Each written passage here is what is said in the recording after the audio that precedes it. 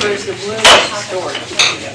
Welcome to the Board of School Trustees Business Meeting, Tuesday, August 12th, 2025. We will start with the Pledge of Allegiance. I pledge allegiance to the flag of the United States of America and to the republic for which it stands, one nation, under God, indivisible, with liberty and justice for all. Thank you, thank you.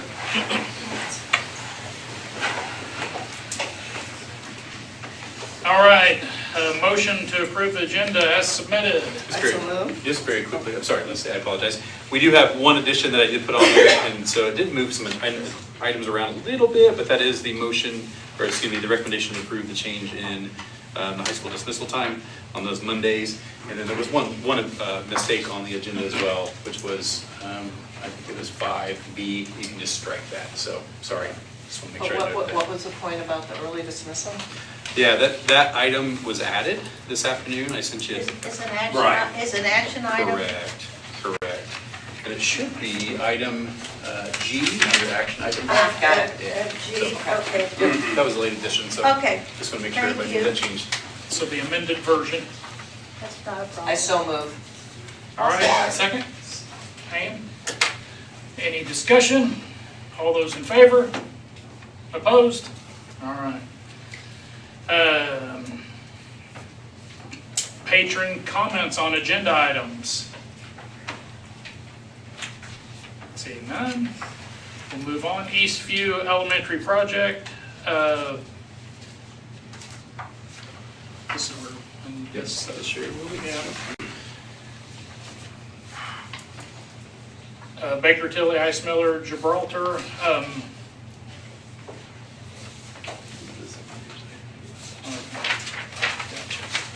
The other side. There you go. There it is. Just covered all this, and I've got It's okay, you're doing great. a short-term memory problem. Next item on the agenda for the board to hold the project hearing and the second preliminary determination hearing on the proposed construction project.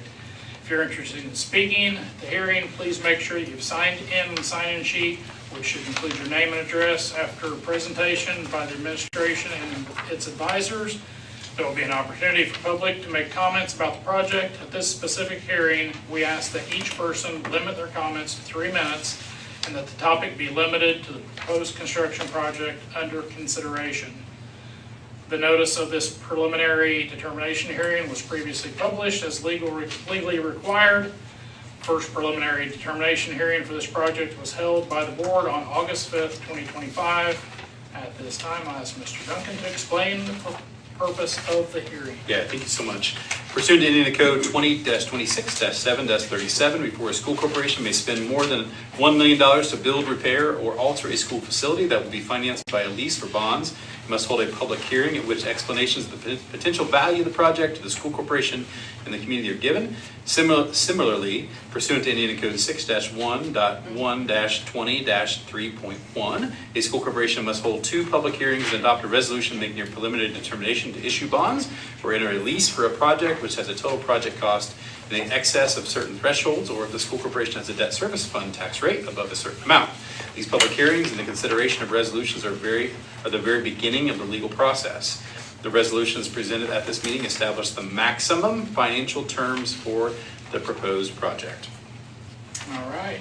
And we will now hear from Mr. Duncan once again about the process of determining and communicating the project to the community and the need for the project. Yeah, so we've obviously been down this road for quite some time, just talking through what is next and what is to come for the school corporation. Taking all factors into consideration, we have essentially, with the Frazee project underway, have decided Eastview would be the next elementary school for consideration in terms of renovation. That school facility has been in the inventory for quite some time, and we expect it to be in the inventory for quite some time. And of course, just like all of our buildings, has a lot of needs, and so was chosen to be the building that we target next. Like you mentioned, Ryan, we did have our first preliminary determination hearing last week, where we did go through a lot of information about the past as far as what got us to where we are today. And so, so we can go through that again if we need to, but essentially that's what we're here for today, is to talk through that project again for the second time. Again, this is, I know it feels like step 16 at this point, but really we're still pretty early in the process. We won't close on these bonds until close to the end of the calendar year, so it'll be quite some time and quite a journey still in front of us. So, All right. And we will now hear from Gibraltar about how the proposed project meets the needs as just described. Pleasure to be with you again. It's rare that you have a project that comes together in the way that from the school side meets needs, gives the district flexibility for the future and district-wide programming. But then also we have construction managers to work with that tell you if you can do that or you can't do that, if that's a good idea or not a good idea. And then you have an architect who is also feeding you information as well. But to come together on this project, it's exciting to have this conversation with you this evening. If you remember a little bit earlier, we started this process in 2022, started with a facility assessment and got staff input. And Frazee has been the template, and then now moving on to the project that we have before you at Eastview. You can go to the next two slides, thank you.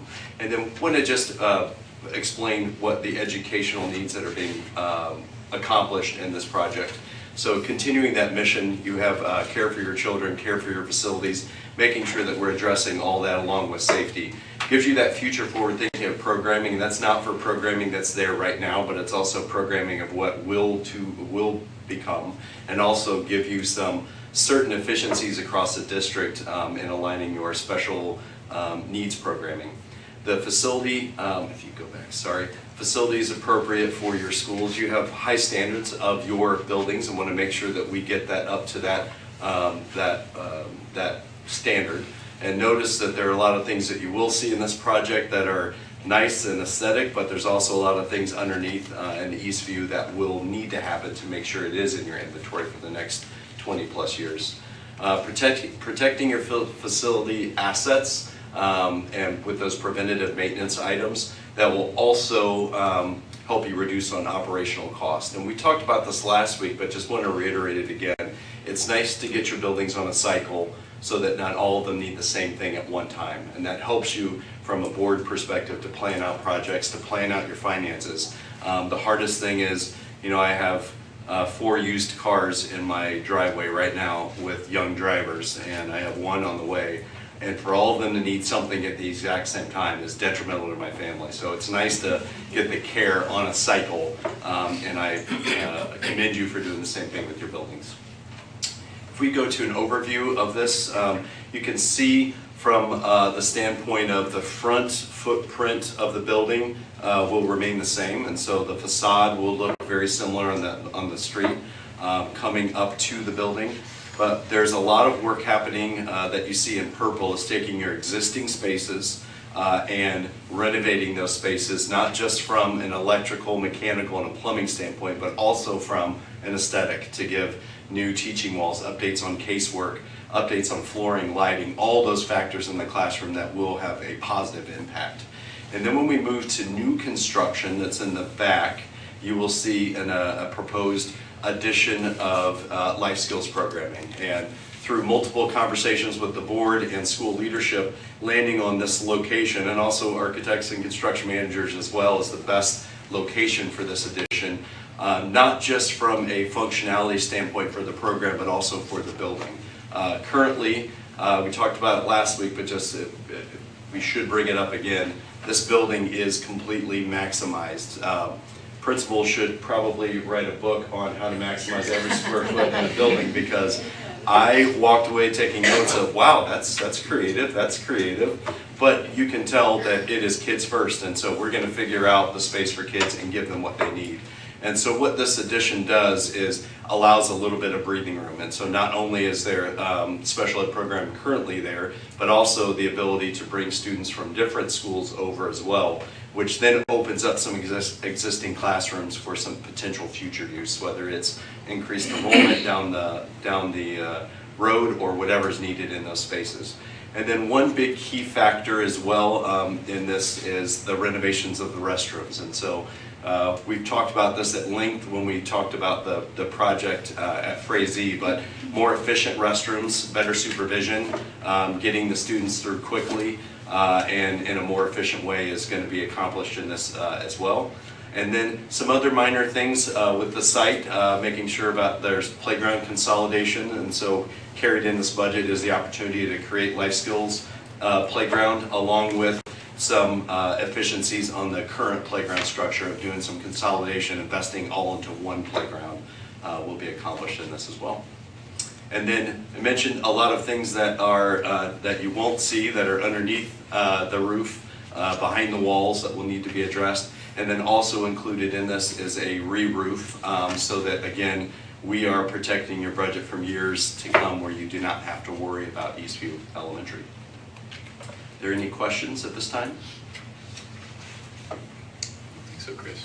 Okay, at this time we're going to turn it over to Victor, who's going to walk us through the budget and then also timeline.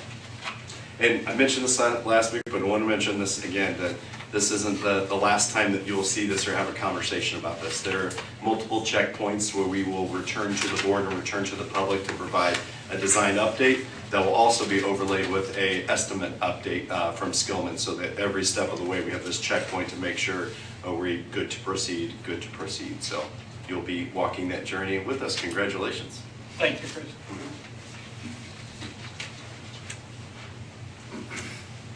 Good evening, board. If I could see the next slide, I think. Maybe 2 slides.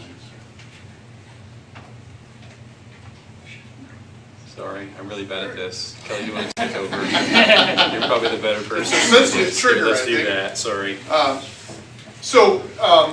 We've talked at previous board meetings about the total value of $15 million. That's a total cost, includes both what we call hard costs and soft costs.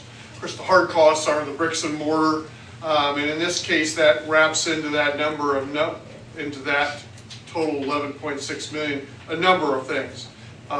Building systems and finish upgrades inside the building that we estimate close to $6.2 million.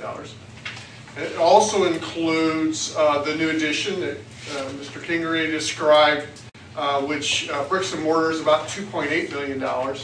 And then in addition to that, the site work that it takes to build the addition, as well as we've had a discussion at the previous board meeting about making sure we address the asphalt in the front, since you're going to change the way in which you route the buses.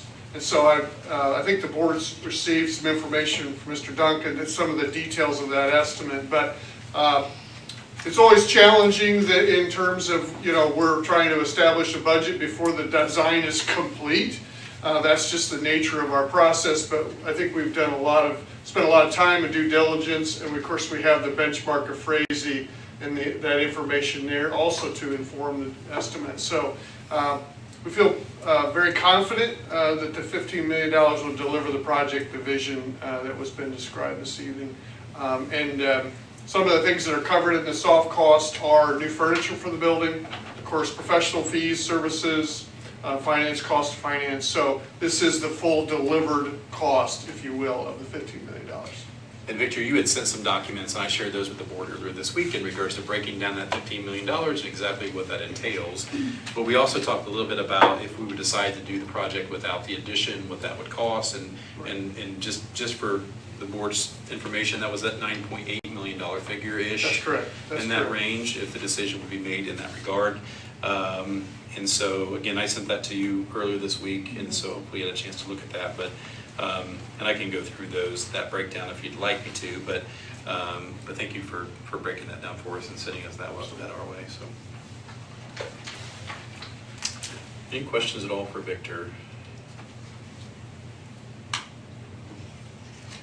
Then we could touch briefly on the schedule for the project. I think Okay. it's the next slide. This is the second of 2 hearings required by the statutes. There'll be a 30-day waiting period before we could proceed, and then our plan is to complete the design over October through February. So as Mr. Kingery mentioned, the board will have plenty of opportunities to see the development and the refinement of the design. And of course, we'll be doing estimates alongside with them as we get more and more detail developed. We hope to issue that in March for bid, bring those bids to the school board for approval in April board meeting. And then I put fall down, it may be early fall, late summer before we start construction. That's really based on making sure we have all of our materials ordered and mechanical equipment ready to go when we hit, so we have the least amount of disruption to school when we do start construction.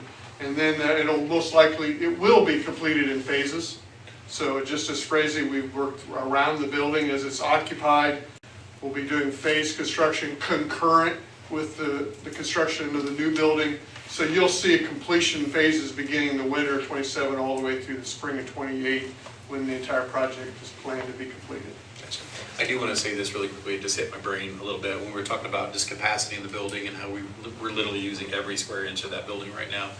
You know, at Frazee currently, we have more margin, right, where we've been able to have 3 or 4 classrooms that have moved, right, which has allowed that process to be a little bit smoother. I know it's not super easy for teachers to move classrooms. If you decide as a board that the addition is not the way to go, and you want to just do the base construction, then we would have to probably consider some type of exterior trailers or something, because I would assume that if we do the entirety of the project, $15 million, that we would build the addition first, move into that in some capacity and use those classrooms, thus freeing up classroom space in the other parts of the building that we could then renovate, correct, as we phase our way through it. It'd be much more difficult, right? But not impossible. That happens other places all the time. But you would probably be looking at some type of exterior classroom structure, just like we have at the bathrooms right now at Frazee that are exterior. We'd probably have to have something similar like that for those classrooms to have a place to go.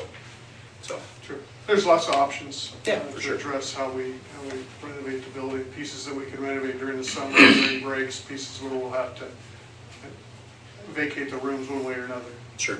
Okay. Thank you. Awesome. Thank you. Thank you.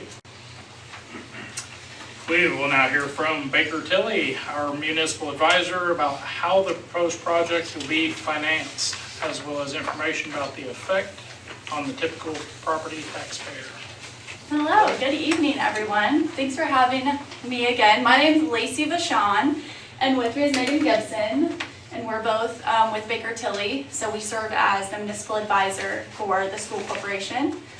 Tonight, the presentation that I'm going to be presenting is on the maximum parameters that you will find in the resolutions tonight.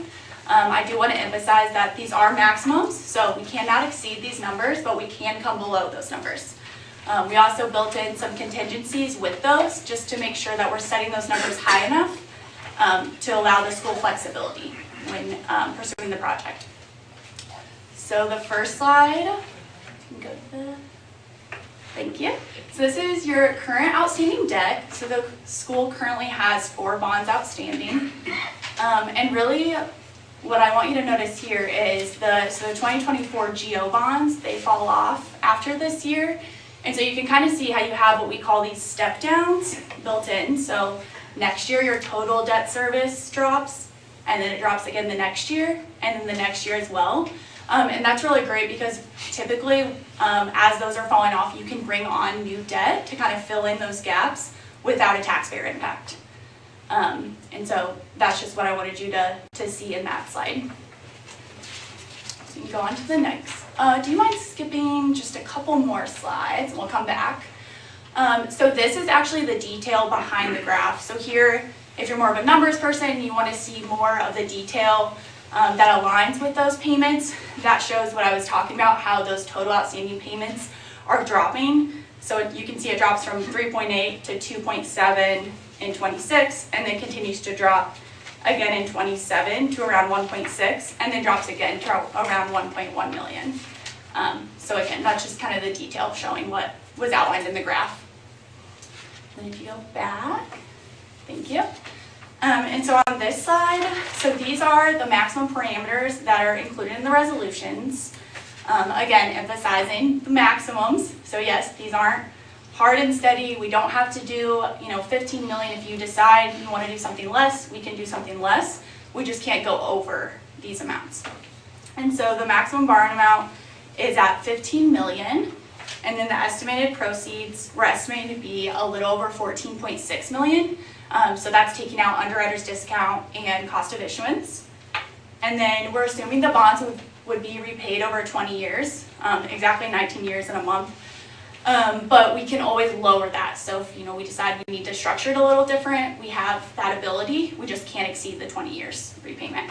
Lacey, can I ask a question? I'm Yeah. so sorry. No, you're fine. At what point in time does the board decide how that debt is going to be structured? Is that before you go to market, Eric? Is that at that point? Okay, all right. Yes, we have time. You guys have a lot of time to make those decisions, but just something to keep in mind as we get net assessed value and all of that as well. Yeah, So, that's the piece right now that's still unknown. yeah, it's I still did- not out yet. I did check today. Still not out. I know there are some counties that have theirs. We are not one of Yes, those, not yet. unfortunately. And so I did reach out to and ask, Okay. and she still doesn't know. So, Okay. yeah, Okay. she's. Yeah, we'll continue to monitor that as well, and as soon as we know something, we'll definitely reach out and we can work on the structuring with that. Okay, thank you. Yeah, and then, so you'll see estimated interest expense, we're estimating a little over 9.6 million. Again, this is based off of, so we used 5.5% interest rates. The current market today, actually fresh off the press, from our pricing director, is 4.42%. So that kind of gives you an idea of the amount of cushion we're putting into these numbers. Just for a 20-year, that assumes a 20-year repayment for that interest rate. And then the estimated maximum annual lease rental payment is the 2.65 million. And then the tax rate associated with that payment is 0.2352. But I do want to emphasize, so you, based on keeping net assessed value level, so we didn't assume any net assessed value growth, we're just keeping it level with 2025. We're estimating no debt service tax impact for next year. And with that, your levy, we're also assuming no levy increase as well, so your levy would stay the same as 2025. And then there's two ratios that we are legally required to include as well. And so we have those on the table. I just want to explain kind of what those are. So the first one is the ratio of current and proposed debt service to net assessed value.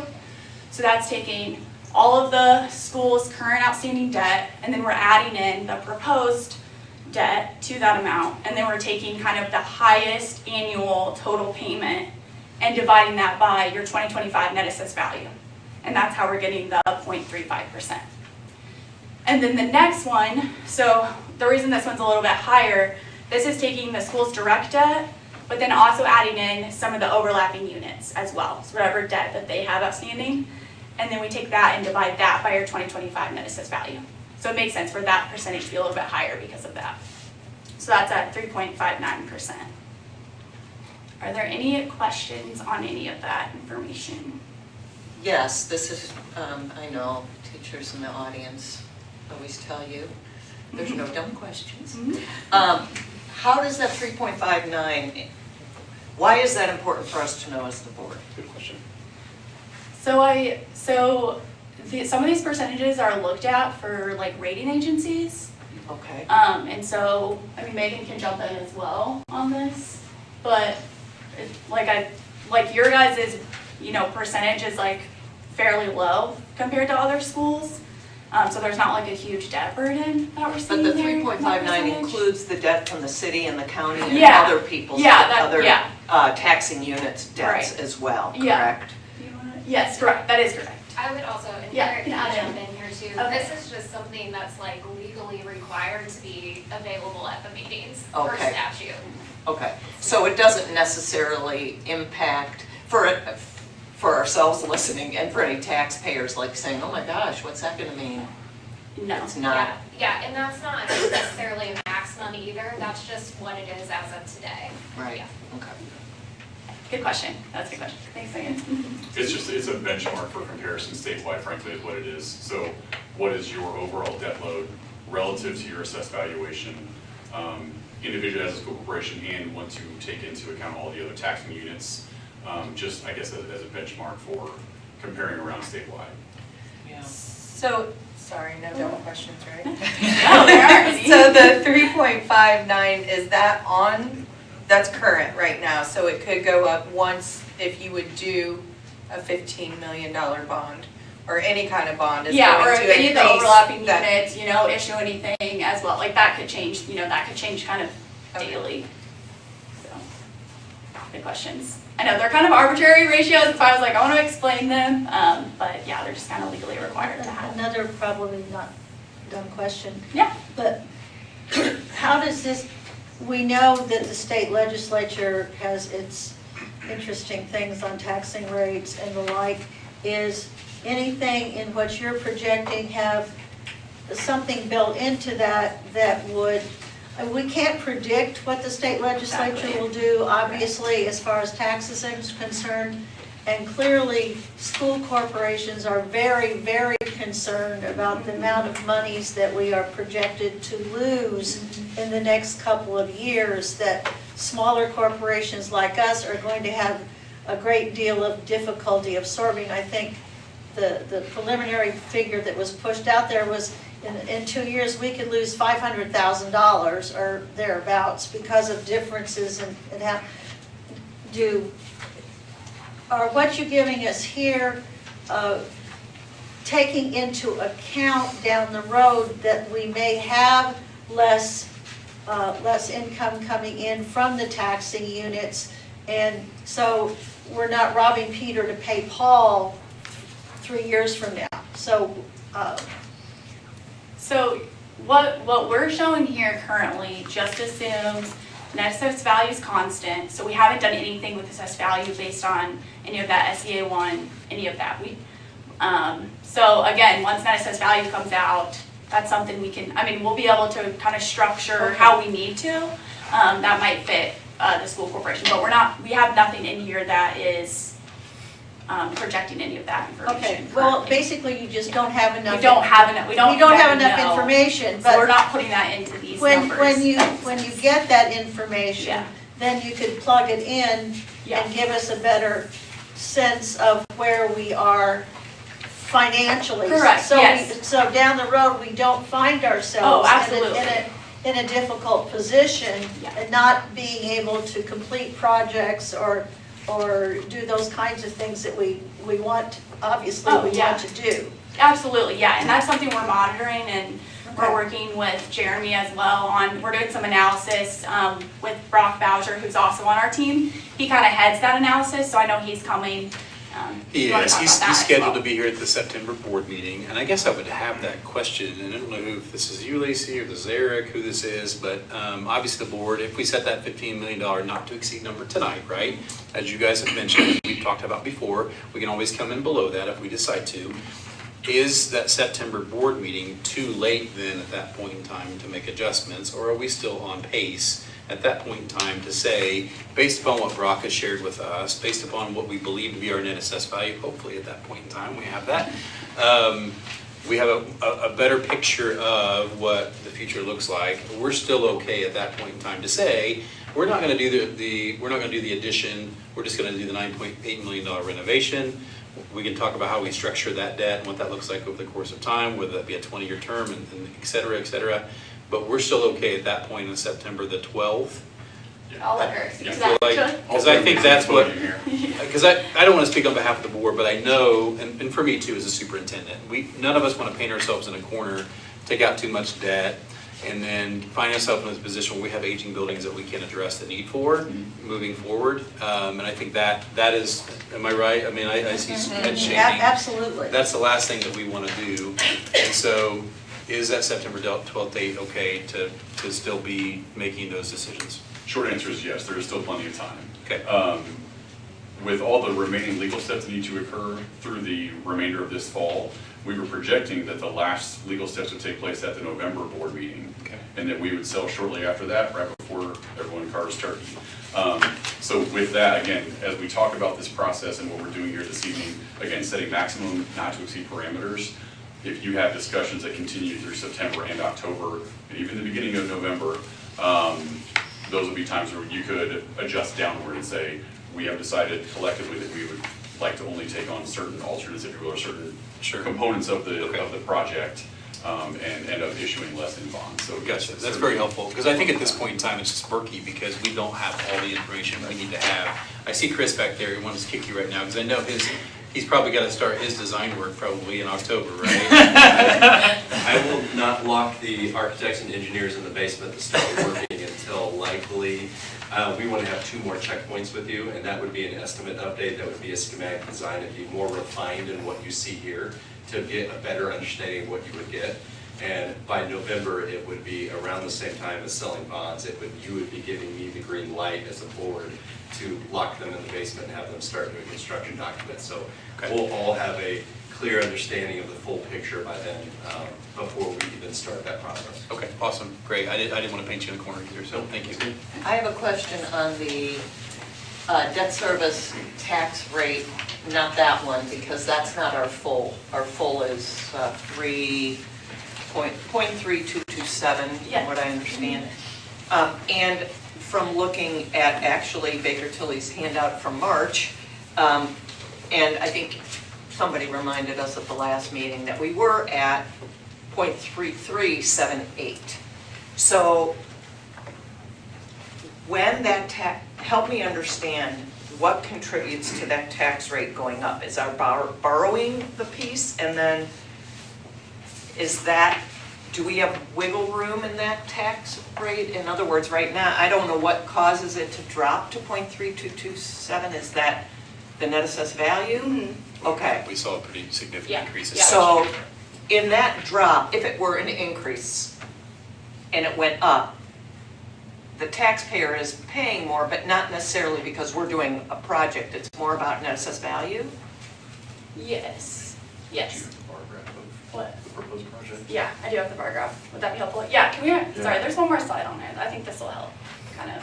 Yes. Yes, Erica's very excited about this.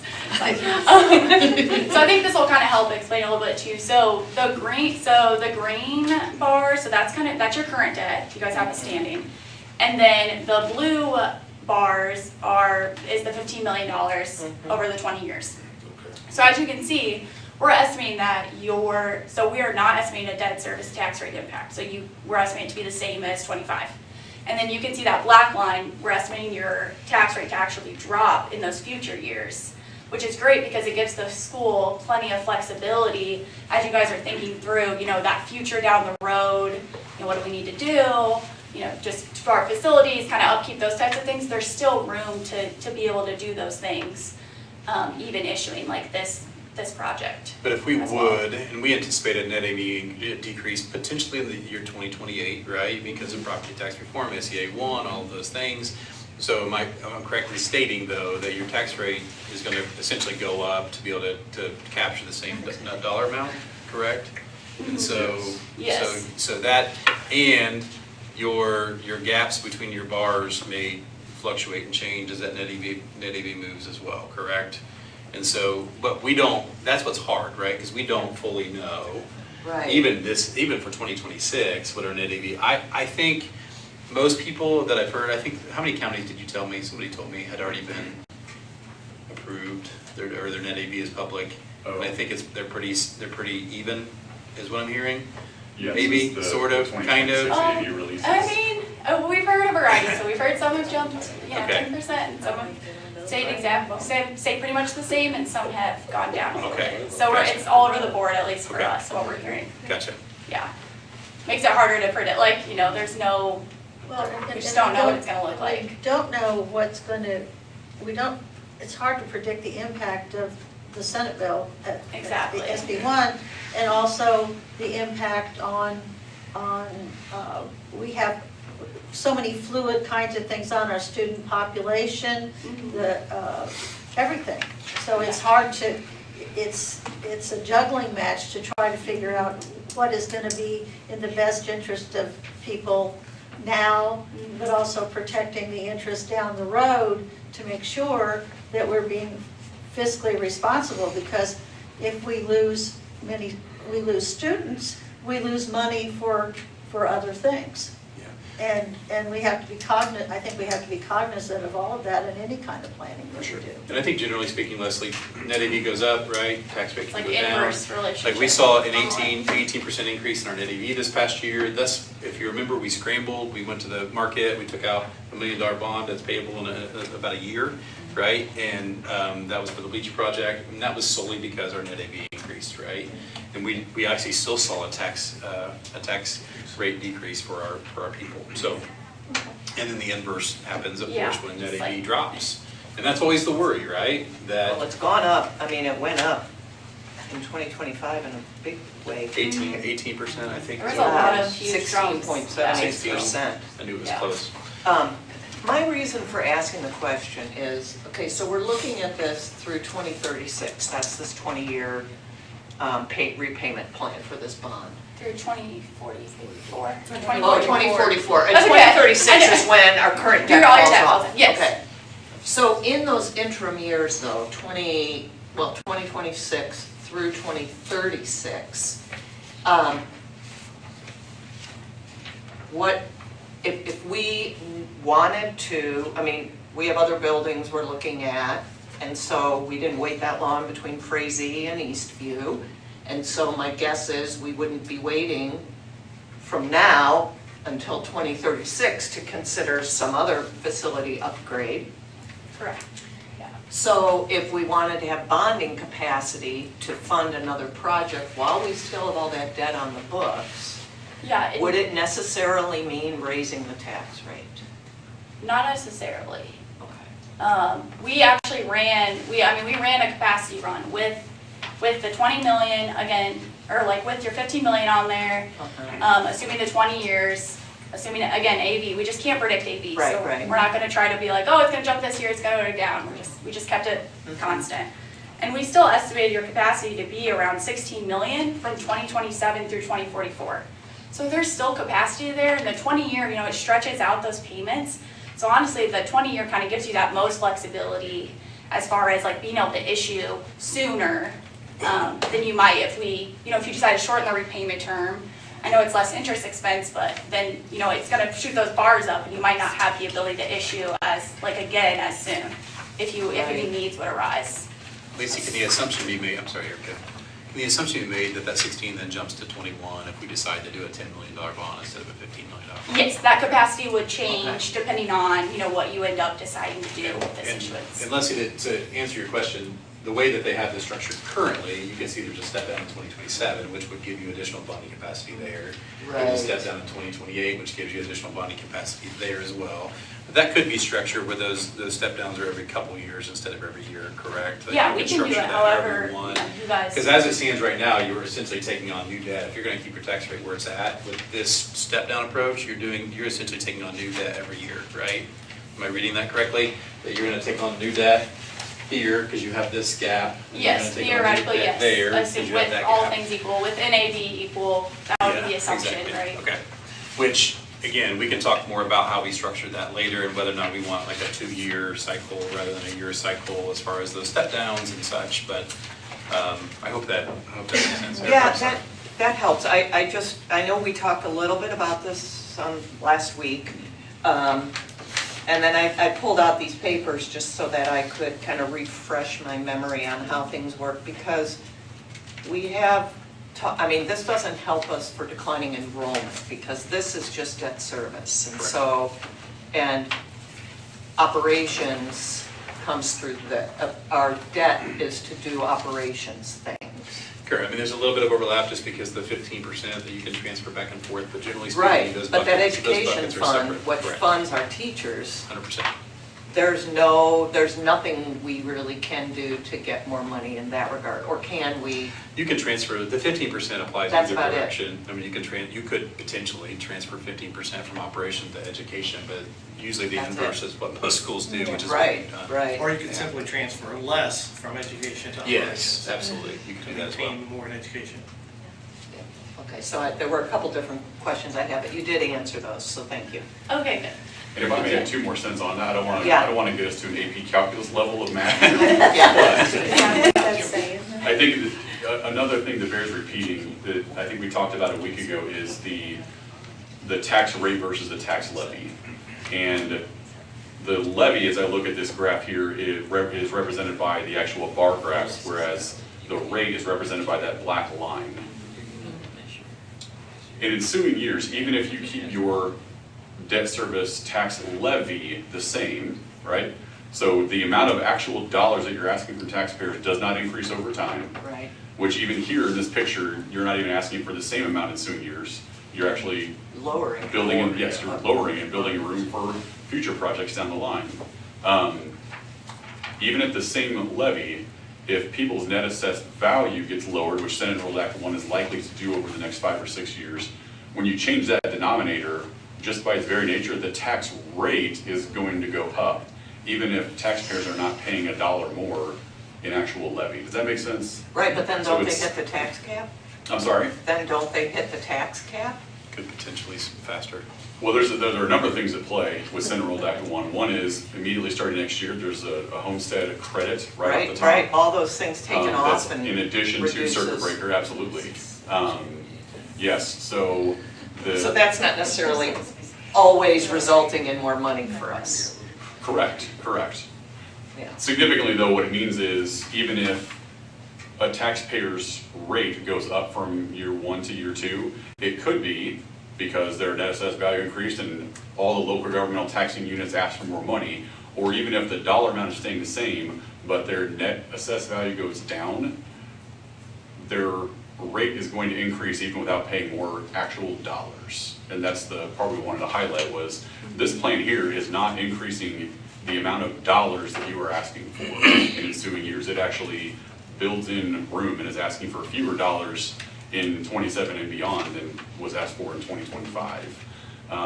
But there are other mathematical calculations now at play Right. because of Senate Enrolled Act 1, which means that folks are going to have lower assessed valuations perhaps in future years as we get into the 2030s. That could just have an inverse relationship on the rate, but not the levy. Does that make sense? Right. Okay. Thank you for that, Eric. Just want to make that point clear. Erica, did you have something? I'm so sorry. No, we're You're good. good, okay. I My apologize. friend. Awesome. Phone friend. Any other questions? Thank you. Thank you. Thank you. All right, we will now open the public hearing. Remember, if you would like to speak, please sign in and sign-in sheet, which is still located in the lobby. We ask that you state your name and address, limit your comments to proposed project and financing, keep any comments to 3 minutes, and avoid being repetitive if possible. We have the sign-in sheet. No? All right. So, yeah. Would anyone else like to speak? All right. We appreciate your time and interest in projects and the future of our community. Please note this is just the first step in the legal process. The board will continue to work with administration and its professionals to look for efficiencies, to conserve tax dollars while meeting our educational needs. So if I can just interject just really quick before we get to Sure. the next part. We're going to move into what will be the resolutions, right? Those resolutions are written obviously for that $15 million threshold that we've talked about. And so it'd be my recommendation to go ahead and move forward with that as the not to exceed number, with an understanding that we're gonna have more information coming to us from Brock, from Baker Tilly at our next meeting, where we can get in the weeds a little more with our net assessed value, what that potentially means for the things that Eric and the team there were talking about, and be able to make some decisions in terms of the in the weed stuff as far as what the actual end goal or end result's going to be. We're just setting that $15 million as the not to exceed number is what we're looking to do tonight. Okay. All right. Heis Miller, will you please summarize the project resolution? Yes, so for your consideration with respect to the proposed project, we have 3 resolutions for your consideration. The first one is that project resolution with pursuant to Title 20 in the Indiana Code. As Superintendent Duncan mentioned at the outset of this hearing, it's required when any school corporation intends to finance more than $1 million for any given facility or type of work. So this resolution contains things such as the estimated hard and soft construction costs and the cost of issuance that were previously highlighted on that Baker Tilly slide, and establishes the total project cost and estimated gross and net tax impact. Have you entertained any questions on that first project resolution?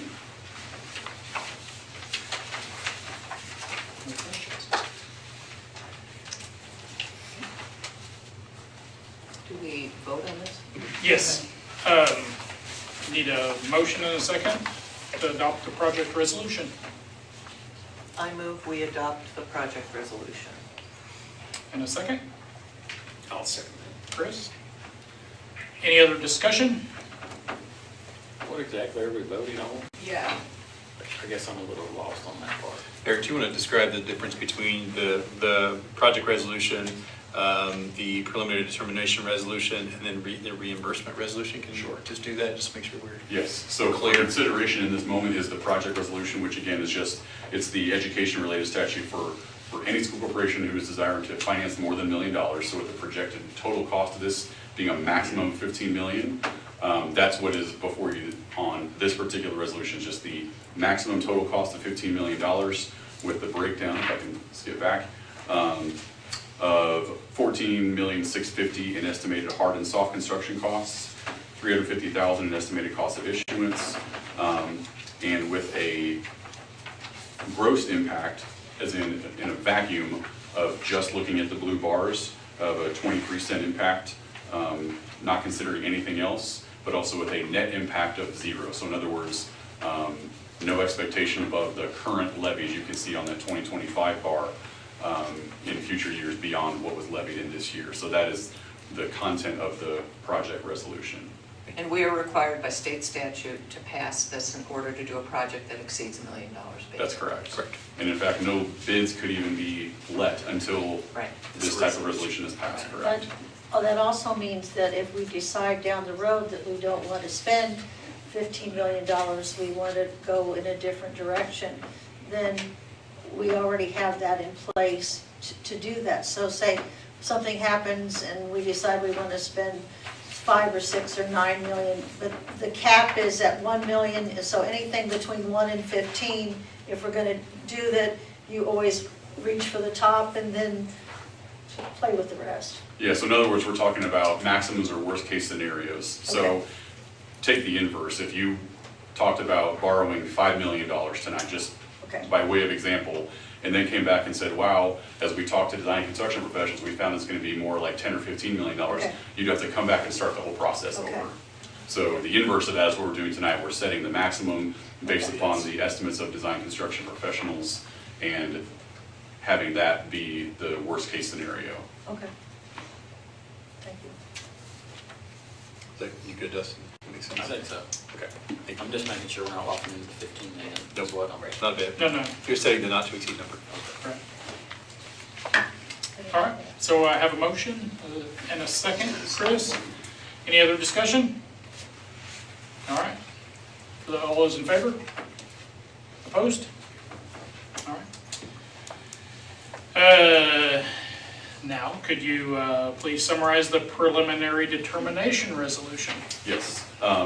Similar information to what was just placed in the project resolution, but checking off Title VI in the Indiana Code, so a different statutory purpose, and a little bit more additional information. So again, this goes back to the slide that Lacey with Baker Tilly shared about the legally required information.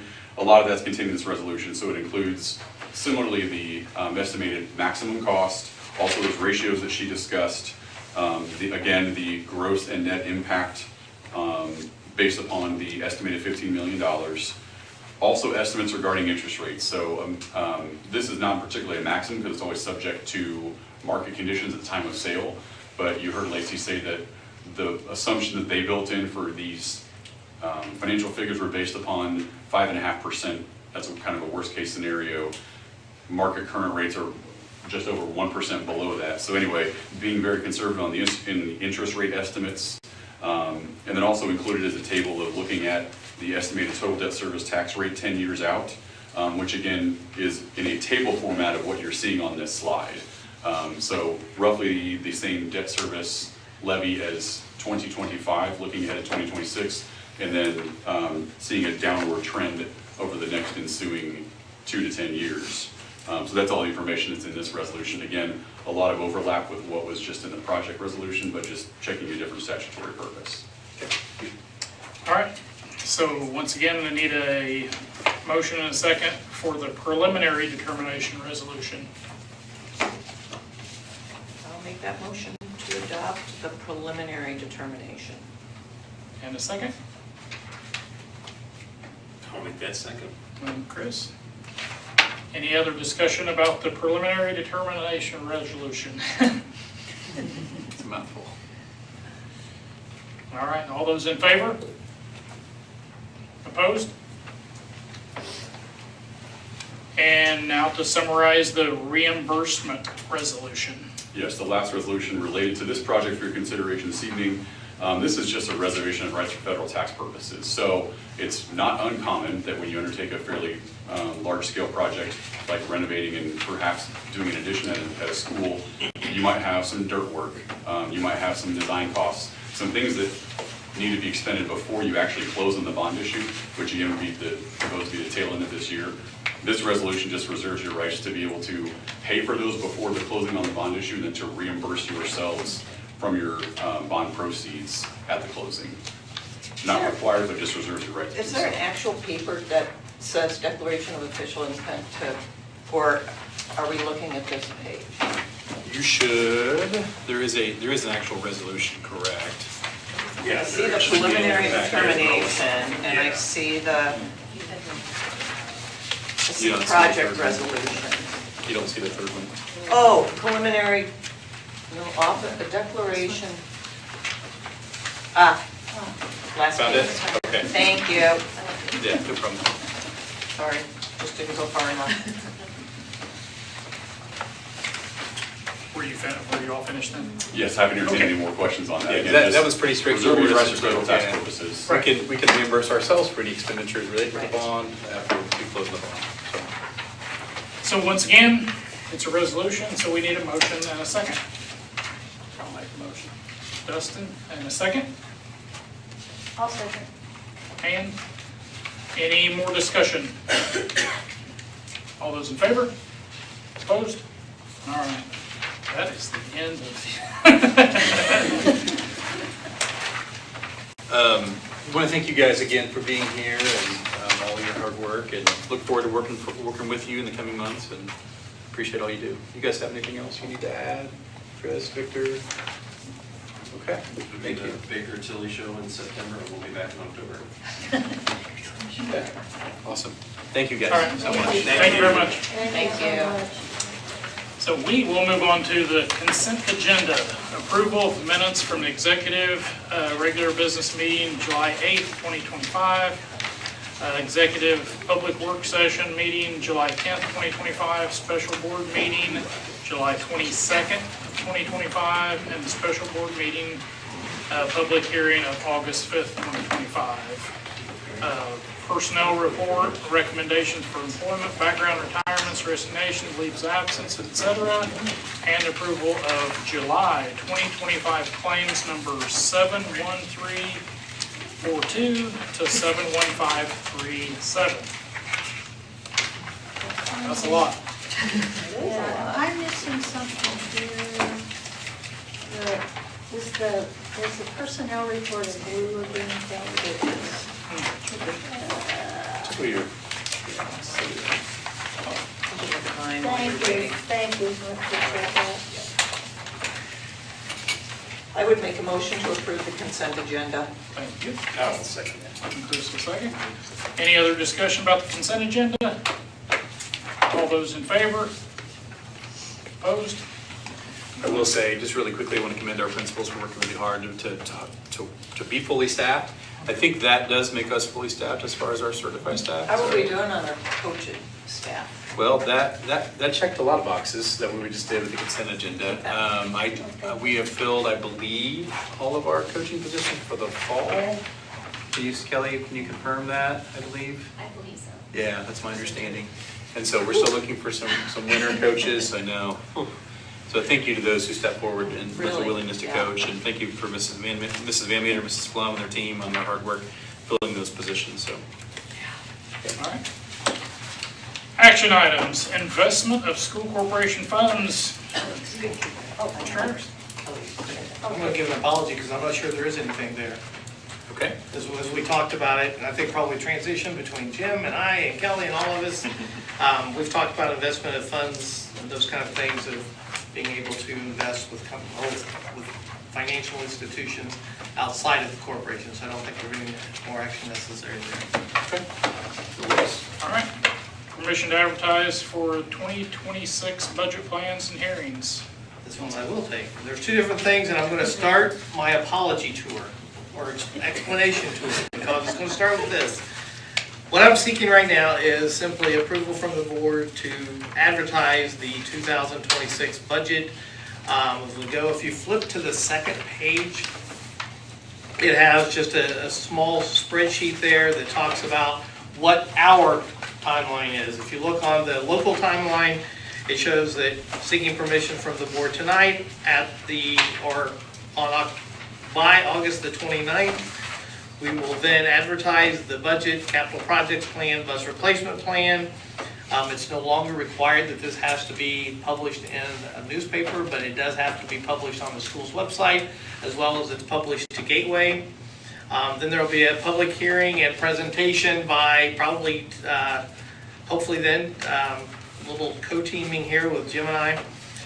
But having a presentation at the September 9th board meeting on the budget, and they having a hearing for the capital projects plan and bus replacement. Then really no action is necessary, but then anybody in the public that wishes to object to the budget has until September the 16th to do that. And then finally, the budget process for the board's standpoint ends then on hopefully October the 14th. The budget will be approved for the 2026 year. And what I want to start is the apology tour. You're going to hear this in my presentation over and over, especially the new board members. That is the presentation that we heard tonight for the project. Wherever that goes, we've talked about the maximum levy. I think the tax rate on that, what was it? 0.23. 0.23, whatever it was. I will promise you today and tonight, you will not see that 0.23 from Randy Harris ever again. You're going to see a number probably closer to 0.3 or 0.35 because I have to present a budget to you again that can be lowered. They cannot, if I made a mistake and came in with a 0.10 and all of the financial experts go, that's going to cost you that, we're stuck. Yeah. Right. So what it amounts to is everything that I'm going to propose is going to be higher than what I anticipated to be. The budget process goes through, and then ultimately, once you approve the budget, then it goes to the DLGF representative. They look through it and go, no, your debt service is too high. It can only be this amount of money, and then they're going to lower it. They're going to look at our operations fund, and they're going to go, nope, you've asked for too much there. We're going to lower it. Your education fund, you wanted to put, a gazillion dollars in there? No, it's going to be lowered. So we always go in high, and they always lower it. Ultimately, come usually somewhere in the December timeframe, we receive what is then called a 1782 notice, and that is the DLGF coming back and saying, here's what your tax rates will be, and here's what approved budgets are for 2026. So even though these numbers there are extremely accurate, we always, again, I'm gonna propose to you something high because they can only cut. They cannot take a mistake that I may have made and say, oh, you really need to raise this higher.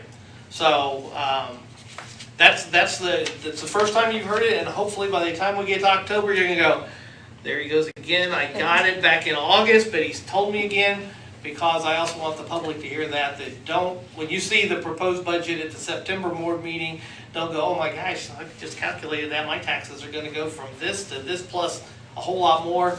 That's not what will happen. I mean, the intent truly through all of this process is to keep that levy or that budget, the real dollars, as level as we possibly can.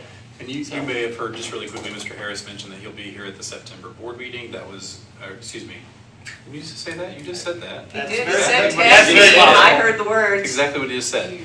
So, just I am not going to leave I'm not going to leave the district nor Mr. We've been negotiating all day.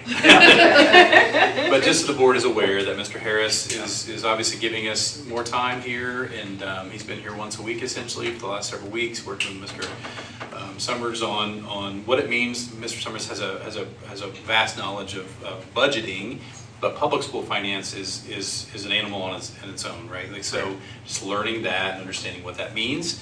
And so Mr. Harris will be essentially on retainer after his contract days are up, which will be sometime around that date in September.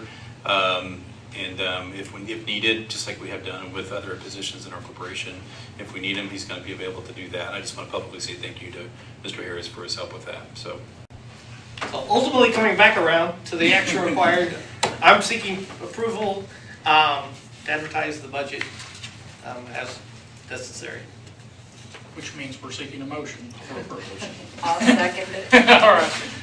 Dustin and Erica, any further discussion? All those in favor? Opposed? Recommendation to approve 2025-26 adult lunch prices. yeah, so this is from Rachel Bryan, who's our food service director. Just approval of those adult lunch prices that we just received here just past week. And so $3 for adult breakfast, $5.25 for adult lunch. Be my recommendation to approve those adult lunch prices as presented. Before we discuss that, can we talk just about the food service? I've reached out to you about course. that. Yeah, absolutely. I know we've had some questions in the community about why we have a community eligibility program within our K-6 buildings and not in our 7-12 buildings. Actually, I have Rachel is going to be coming to our September board meeting. I've asked her to put some numbers on paper for you so you can actually see that. Thank you. So she's going to break that down for you. Long story short, you have to meet certain thresholds in order to be able to qualify. When I say thresholds, those thresholds are related to your free and reduced lunch percentage, right? When free textbooks came in, and then during COVID, when free lunches came in, it made it really difficult to encourage people to fill out their free and reduced paperwork. And so last year, if you remember at the beginning of the year, we did a big push to say, hey, we need you to fill out the paperwork, even if you don't think you're going to qualify, because that has ramifications for the school corporation. So we talk about title funding, it's tied to your free and reduced lunch percentage. When we talk about E-rate, which is funding that we receive for communications technology projects, right? So our funding tier, which is essentially what we have to match, depends upon our free and reduced lunch percentage. So it really, really matters. And so it's interesting though, in our corporation, between Little Spartan Preschool and our elementary buildings, we're in the 80s as far as percentile of free and reduced. You've gone up. When you jump, well, corporation-wide percentage is what you typically see. So when you get to middle school, you're in the 60s. And when you get to high school, it's the 40s. And so when you average all of those together, we don't meet the minimum threshold to qualify for a K-12 or pre-K-12 community eligibility program where everyone receives full free lunch. And I know people in the community say, well, everyone should receive free lunch. Well, I would love that. I would really love that. But the reality of it is we have to be able to bring in enough money to continue to operate food service, right? And if you're below a certain threshold, it's not sustainable. You can't continue to operate your food service account because essentially it pays for itself, right? That account essentially generates its own revenue, puts that money back into food service, and essentially that cycle continues, right? And we don't necessarily use any operations funds to do that. Like they're self-sustaining. So Rachel's going to come and talk about that. But at the end of the day, it boils down to we need everybody to fill out their free and reduced forms, even if they don't think they qualify. And here's what's challenging too, is that it doesn't include direct certification kiddos. So direct cert kids come into school, they might be Medicaid kiddos, they might be SNAP families, they automatically qualify for those free and reduced lunch services without filling out paperwork. Those direct cert kids don't count automatically towards that community eligibility program. So then we have to ask them, I know you already qualify for free and reduced lunch because you're direct certified, but in order for us to get our community eligibility program numbers up, we need you to go ahead and fill out the paperwork even though, right? So we're going to start that push here in the next week or so. We're going to be asking families, hey, we need you to fill out the paperwork, and here's the reason why, because it has ramifications for our school corporation. And if we're going to keep pushing, hey, we really want free lunch, and we do for all of our children, that would be incredible. We need people to fill out those papers to help us get there. There's also another issue, and I've worked school registration forever. You can't really do a good job of applying for that on your phone because there's a submit portion to that, and depending upon their carrier, you can't do that on your phone. So we had a lot of people that came in to register at the middle school that said, I tried to do it online on my phone, I couldn't get it done. We put them on a real computer there, and they were able to accomplish it. So there's some logistical, Thank you for that. I appreciate that. technical issues that are involved with it, with that too. And particularly when it comes to the SNAP kids, because my best guess is we have SNAP families that have kids that are going to the high school that would be eligible, but because of the paper and all that stuff that we simply don't know about them. So those numbers, and those are the kids that the parent is probably gonna say, well, they probably don't use school. They're not gonna be as concerned with it as they are with the elementary school Yeah. kids. I appreciate knowing that. That could be a contributing factor as to why our middle school and high school numbers aren't quite as high. I don't know, but. I was gonna ask that, when you said the middle school was 60, high was 40. And those are estimates. Rachel had told me earlier, and I can't remember if we talked to her on the phone this morning, but yeah. Are those, I guess I'm trying to, if everybody who was eligible at the high school and the middle school signed up, filled out the paperwork, would it still be 40 or 60%, or would it be higher? I would guess, I mean, if your LSP and elementary numbers are in the 80s, That's what, wouldn't we assume it would then tell you that the community is probably closer to Okay. that 80% mark. I in just terms didn't of- know if it had to do with why are our numbers, our percentages lesser at the higher I grade? mean, you could make the argument possibly that kiddos from lower income families are more likely to maybe drop out, leave school, those types of things. I think research would probably support that. But I think generally speaking, I think if everyone in our community filled out that paperwork, regardless if you're in pre-K or if you're a 12th grader, I think we could get there, or at least be close. I really do. Because it's an average, right? So it's going to take into Right. consideration all those pre-K 6 kids too, Yeah. when it does that. And that's done in the month of April. And so even if we were able to get all of our paperwork in order and we felt like we were at a threshold where we could go ahead and do that as a whole school corporation, we weren't gonna lose money, we could do that, but it wouldn't be until April, which would be effective then in the 26-27 school year. But you said you're gonna be reaching out to families Absolutely, here yeah. soon? Yep, Oh, absolutely. Yeah, because even though the eligibility program is looked at, that microscope comes on in the month of April, title. all the other needs. All the other reasons why that free and Okay. reduced percentage is important. We'll have different timelines. Well, also too, I think one of the things that needs to be considered is the parents have the expectation if their kids, if they are on SNAP, because we have done the K through 6 during COVID, that it's almost automatic for their kids. And then when they run into those frustrations, because it's very difficult for me to say if we have that many kids in the elementary school, that the high school and the middle school level are so much lower. Because I think the kids are there, they're just not being counted appropriately. I would agree with that. Thank you so much. Good question, Leslie. All right, so we need a motion to approve the 2025-26 adult lunch prices. I'll make the motion. All right, need I'll a second? Any other discussion about that? It's a good deal, it's it's $5.25 and the food's good. Food is good. All those in favor? Opposed? Approval of Head Start Supplemental Fund application for nutrition and healthy eating for children and families. Yes, ma'am. Fayette County Head Start is seeking approval to apply for Head Start supplemental funds for nutrition and healthy eating for children and families in the amount of $7,100. $2,857 in federal funds is being requested for the purchase of food preparation tools appropriate for the age range, which is 3 to 5, storage containers and protective gear for children. Additional funds will be allocated for classroom education on a variety of healthy foods and 2 family nutrition education programs. These programs will be focused on growing and preparing a range of healthy food options. $4,900 is being requested to cover costs associated with a field trip to a local family-run farm. And I Am Moving, I Am Learning curriculum resources and training. I Am Moving and I Am Learning is a Head Start physical activity and nutrition initiative designed to increase the quantity of time children spend in physical activity during daily routines.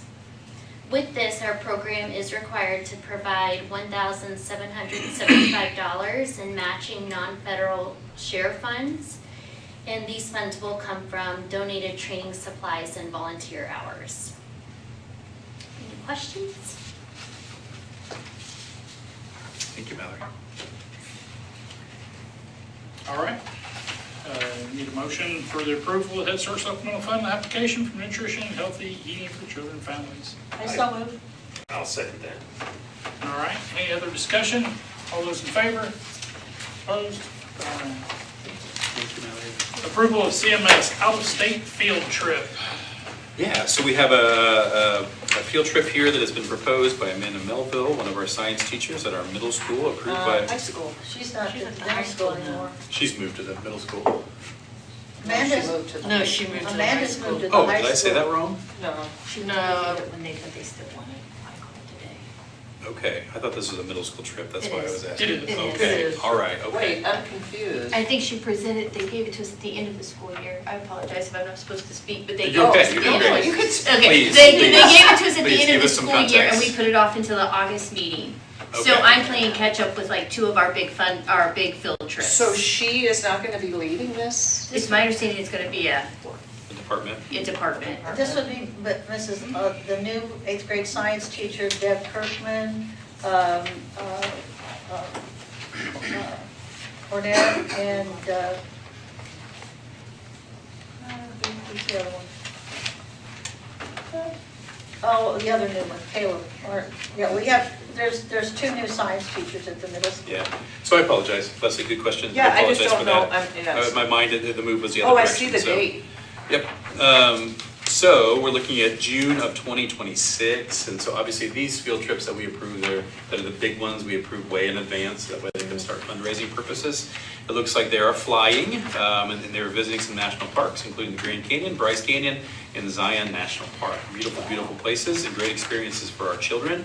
And so, again, you can see that this has been approved by Mr. Todd, and Mrs. Corsaro as well. So my recommendation to approve that field trip as presented. You can see there, the last page, I'm sorry, has the quote. This is the EF Tours. EF Tours is the tour company that we use for our international travel. Very good company, very organized. They take care of all the details for us. You can see the cost of the trip there at $2,900, $2,950, and then adults at $3,399, so $3,400. So. So this would allow them, if our approval, this would allow them to be able to fundraise and do that kind of. Correct. Do that kind of thing, so, Yep. All right, okay. so we'd like a motion to approve. I'll make the motion. Erica, and a second? I'll second. And any other discussion? All in favor? Opposed? Approval of CHS, U.S. History, World Language Out-of-Country Field Trip. Yeah, so this one's for the June of 2027, so we're really early on this one, so they can get started on fundraising. Mrs. Vaughn, is this the same trip that we had planned for 2026 as far as the actual itinerary? Is it a little bit It's a different? little bit different. Okay, because I understood the 2026 was something to do with Belgium and Yeah, Western Europe. Western Europe, yeah, okay. So this is U.S. History and World Languages. Looks like England, France, and Italy are the destination. You can see that she's included here an itinerary. An estimated cost is $6,300 per student, $7,300 for adults. Obviously, we understand that's very expensive, but at the same time, what a great experience for children who were able to do that. And again, they're starting early on fundraising here for a June of 2027 field trip. So do we have tours again? Same tour company that we've used for the others. Okay. Nice to have the opportunities. If Oh, they- fantastic. And this way kids can plan, Yep, if for this is sure. something that they want to do. Yeah, for sure. So now we need a motion to approve. I'll make the motion. Ms. Erica, and a second. Dustin? Any other discussion? All those in favor? Opposed? All right. And to our addendum recommendation, approve CHS early dismissal change. I see that. I don't have that in front of me. So Mrs. Plum is here with us, and she can speak to this a little bit, but we made some changes to our high school schedule this year, moved an SRE period, renamed that impact period essentially, and so had unintended, unexpected consequence of that just came up for us, where we have a conflict. And so essentially, we have students who are supposed to be in two places at one time on those Mondays. And so Mrs. Blum, do you want to speak to that a little bit? Thank you for your time in adding this to the agenda tonight. Ultimately, our goal is to select an option that has the least impact on student learning. After talking with teachers, getting input, what can we do to solve the problem of having early release every Monday, which impacts our WCC PM kids coming back to campus for our 8th period. We changed SRE at the end of the day so students don't leave at 2:50 anymore, which allowed us to add that 8th period. The way the schedule fell as things, course requests were put in, some of our core classes are offered 8th period, which could impact students who did get into WCC in the afternoon. They dismiss at 2:50 from WCC because other schools have to get back to their home school on buses. Our CHS students who are still on the same campus come back over to the high school and have that 8th period with us. So the conflict is those early release Mondays, our schedule shifts up so students can attend 7th and 8th and not have impact, which doesn't allow our WCC afternoon students to be on campus. So that's the problem. The solution that we've come up with that has the least impact on student learning, and after conferring with WCC, is to only have the early release Mondays, the first Monday of the month, and align with the elementary schools, and then collaborating with WCC to alternate every month. So students ultimately would miss 2 Mondays a month, 2 Mondays a semester as opposed to the 5. So least impact on student learning still allows us to meet the minutes that students need to be attending school, and also allows teachers that flexibility with planning on those Mondays those students wouldn't be there. Can you explain, that doesn't have to do necessarily with this, well, it does and it doesn't with this action item. You moved this SRE to the middle of the day and it's called Impact, right? It's called Impact. And can you explain what that is, just while you're here anyway? Yeah, absolutely. Impact is our period right after lunch. I think in the past people used to have Spartan Pride or different things, but Impact is almost like a flexible study hall where we have times built in that day, that time frame, that 6th period for clubs to meet, for class councils to meet. Some of our new diploma requirements, we'll be able to work on some of those competencies, so we're able to have the credentialing that students need if they choose those seals. So that is going to be built into that period of the day.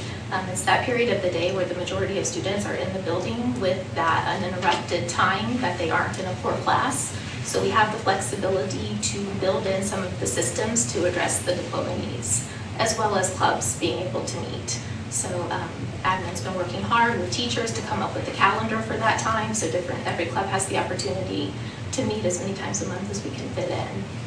So, thank you. Impact had an impact, and we're trying to find a solution. Right. Another question, the kids that were coming back in from WCC for that last period, was this ever for them a core class? So the anticipation was that it was not supposed to be a core class offered that 8th period for those WCC students.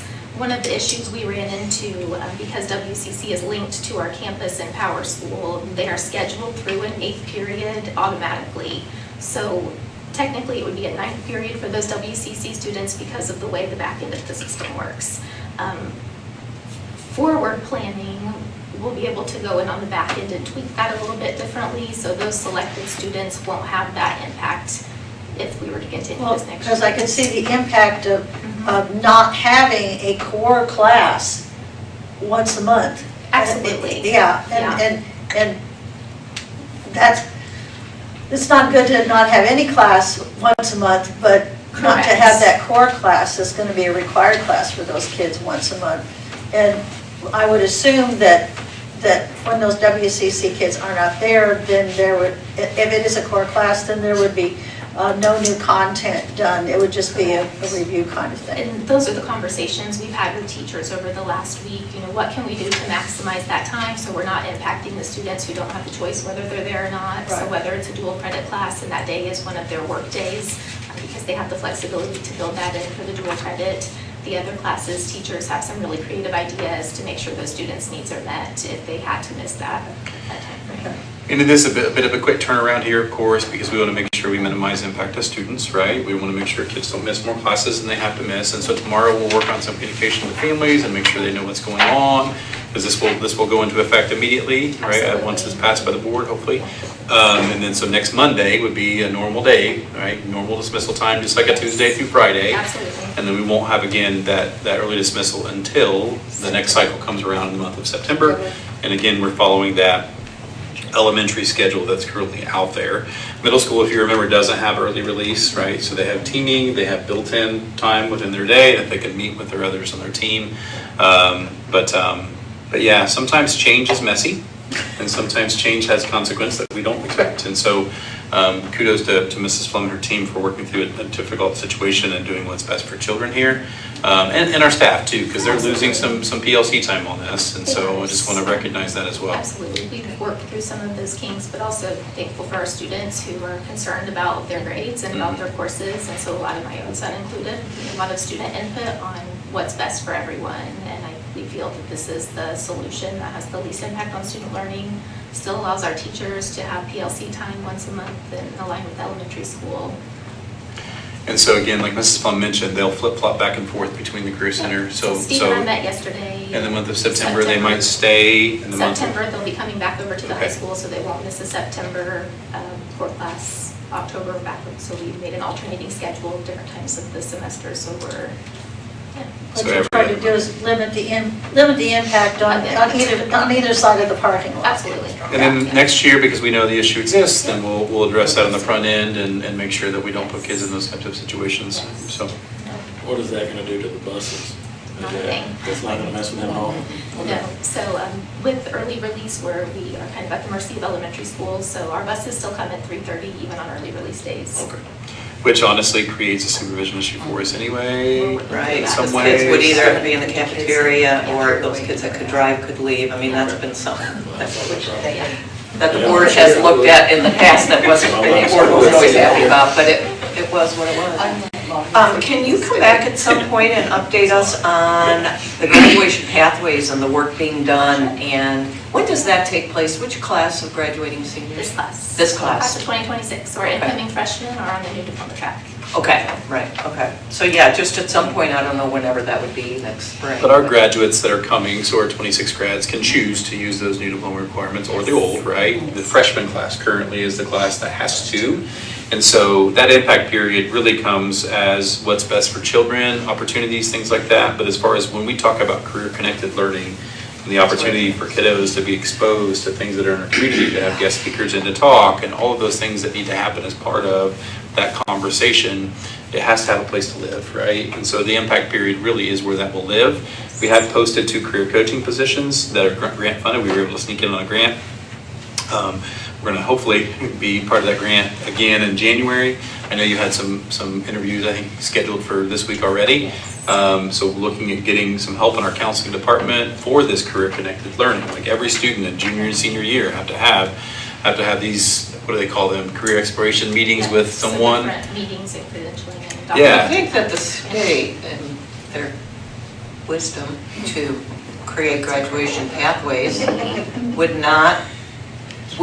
help fund, instead of schools having to get grants to fund a position.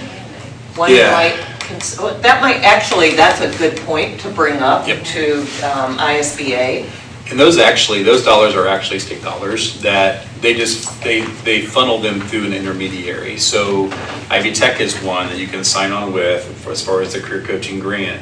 East Central Educational Service Center, our service center that was in Connersville, now in Newcastle, is the entity that we're currently partnering with, the funding that's coming through them essentially. So we're not applying directly for the grant, we're actually applying through that intermediary. So that money actually is state money. This is just how the state is elected to pass that out. Okay. So, yeah. That's good to know, thank you. But it also means it's not guaranteed. Well, I know. So that's where I think the conversation with legislators needs to take place. It shouldn't be a grant that runs out, it should be built-in funding.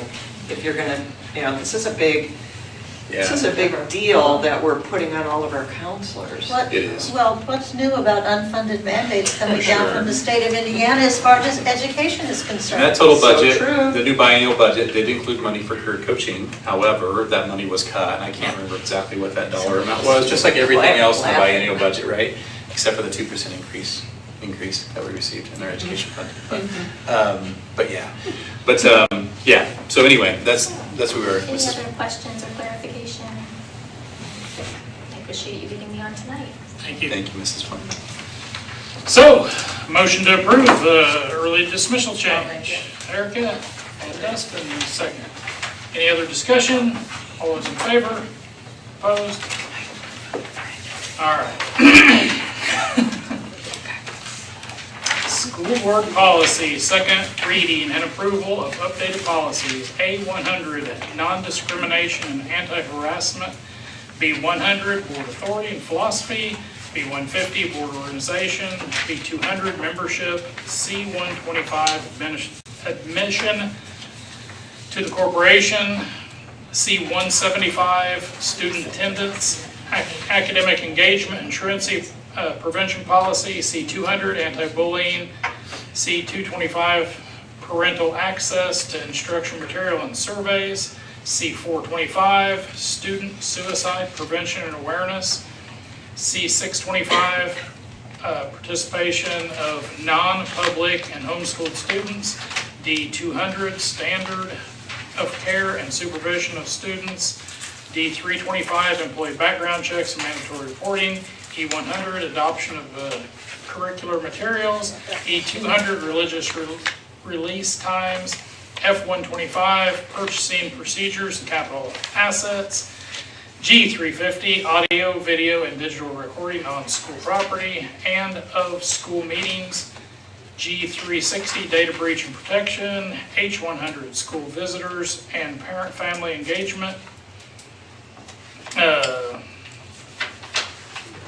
All located in the spring 2025 update folder. What's the, I don't know what the J Duncan way of Yeah. that. I think those previous ones were spring updates, but then we continue there. Okay. Yeah, sorry. C275, test security provision for statewide assessments. D125, evaluation superintendent. D350, fitness for duty, leaves and examinations. G200, environmental health and safety issues. That is a So the last four that you just mentioned are those that were read for the first time in the month of July, and that's why they're separate. The ones previous to that were all of those that either we brought before you last week on the 5th. I do want to pull out E100 and vote on that one separately, so we're going to do that. E100, adoption of curriculum materials, we will do that separately. I'm happy to go into detail with any of these policies as deeply as you need me to go or want me to go. You've had them before you for a little while, and so I've had the chance hopefully to review them.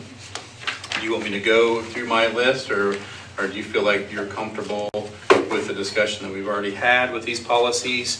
And so the two that I would like to, well, the one I think that I'll pull out and just make a note, the C625, the participation of non-public and homeschooled students. We've talked about that before. Just want to make sure that that's before you, because that's a pretty big change in terms of our operating procedures, allowing the students that are both non-pub students and homeschooled students to participate in our ECAs and athletics if they follow a certain protocol and meet certain criteria and all the things that we've talked about before. All of the other policies, again, at least a good majority of those are part of that spring update based upon the July 1 new legislative priorities or new legislative new laws, let's say it that way. And then we have some others, of course, that came to us for second reading from that July meeting as well. So be my recommendation to approve all of those, pulling E100, adoption of curriculum materials out for a separate vote as presented. So we want to take the E100 first or do the rest minus E100? Let's do all the minus the E100. So we need a motion for. I move. Me too. All right. Any further discussion on those? All right. All those in favor? Opposed? And then we will move on. Do we sound a little bit tired? We've had a lot of policies, and I appreciate your patience. We're getting close to the finish line. Can I speak to E100? Right. I've Yes. had serious issues with this, and I'm simply asking for one word to be changed. We worked on this and we worked on this, and I can basically live with it with one change of word. And that word is in the second line. It says, which may include effective consultation with those directly impacted, such as parents and professional staff members, to must. I just think it's an incredibly important for any kind, and any kind of curricular decisions. And quite frankly, this is a policy that we had previously, that we had actually a committee, a curriculum committee of teachers and administrators throughout the corporation. And that kind of fell by the wayside. And as a part of that, I thought that was really important to get input and buy-in from everybody. And this is not saying that the curriculum directors don't do a good, they do a fine job, but this allows everybody who's going to be impacted to have at least some input to it before it comes to us. Because some things look really good on paper, but when you sit down and talk to it about the people that are actually going to be implementing it, you find things sometimes that maybe it's not quite what it seems to be. And I think as a matter of respect to our classroom teachers who spend their time really working very diligently to make sure that our kids get the education that they need, that they should be at least given an opportunity, be guaranteed an opportunity to get their say-so in. I think probably 90% of the time, everything's going to be cool. But for that 10% of the time that there are questions, I think we owe that to the professionals that are actually doing it every day. You don't think they're getting that now? I think we used to. I think one of the things that's come out when we changed some curriculum was, why isn't there a curriculum committee anymore? There were a lot of people that were concerned about the lack of the formal curriculum committee that we had previously. And I think this satisfies everybody. It satisfies us, and it satisfies those people who were concerned. It just gives everybody some input. Does anyone else have any further discussion on E100? I just think that it sends a message to our administrators, because this is really aimed at, I mean, it's aimed at the superintendent, but it's also aimed at our administrators, who are the ones that would be the ones to talk to their teachers or whoever is in their building about whatever curriculum they want to change or move around or whatever. And I think when we put the word must, we as a governing body, not an administrative body, but a governing body, is telling our administrators how to administer. And I think that's a sticky wicket. I would like to see our administrators have the autonomy to make the decisions based on what they know is in their building, people they've talked to, their own, I guess vetting is the word, but vetting a program. And so I'd like to keep that responsibility with our administrators, excuse me. Mr. President, if I could, I guess I want to speak not to the wording or anything else, maybe a little bit going to Robert's Rules of Order. I'm afraid, for me as an outsider a little bit, I'm afraid this gets confusing. I think the board has in writing what's being proposed. I think there probably needs to be a motion and a second to that. Then there could be discussion, and then there could be an amendment that could be recommended, Right. and look for a motion and a second to make the change of it. Otherwise, we end up getting all convoluted. So again, I don't want to speak to either one of those. I just think the process needs to be. I was just asking for the opportunity. No, So I'm not Randy, down I apologize. I agree with that. And to your point, to me, it's not about trust. It's just about process. It's about the process of how we go about things in a collaborative and a cooperative manner. So right now, what we need is a motion as it's written. I'll make that motion. Leslie, you need a second? Chris? Now, is there any further discussion? I think I've pretty well discussed it. I just think and maybe I'm putting on my hat as a classroom teacher and done so many of these in the past, and how important this is for the buy-in and simply for the input of getting the people that are actually going to be on the ground working with this. It's not an insult to administration at all. They still are going to bring the new curriculum ideas to the teachers. They're going to bring them to the people and say, hey, I really like this. This is really good. What do you think? How do you think this will work in your classroom? Will this be a really good idea? And it's a lot more work, but I think it guarantees that there is input from the ground troops. Again, it's the curriculum director's thing to bring the new ideas. So we're not taking that away from them. It's just getting more of a, making sure that we have a consensus. We've done this in the past. We've done this with science curriculum. We have done it with language arts curriculum in the past. When Arlene Bliven was the director, she was very insistent that she brought stuff to the people impacted. They had good discussions. I've had discussions with some of the teachers that were involved with that and found that the collaborative and cooperative thing of it was just a good thing for everyone. And this would say we may. I just think it's really important that we send the message to the teachers that we really do, we need your input. We recognize what you need, and it's just a cooperative effort. All right, thank you. Any other discussion? But the teachers still get input even on the wording that's made. They No. still get input, don't they? With the My thing is not necessarily all the time. And again, it's a logistical issue. And we've talked a little bit about administrative guidelines as far as doing this. And the administrative guidelines would set up, who is going to be involved in this, whether you have grade level. The old committees were grade level from everybody that was impacted.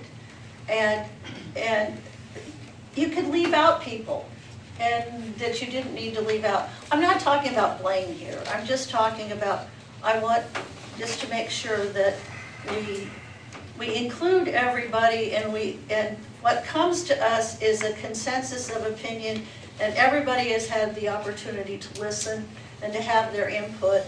And that it's just going to make things better to my mind, it's just going to make things better for everybody. All right. So I think we've got that point.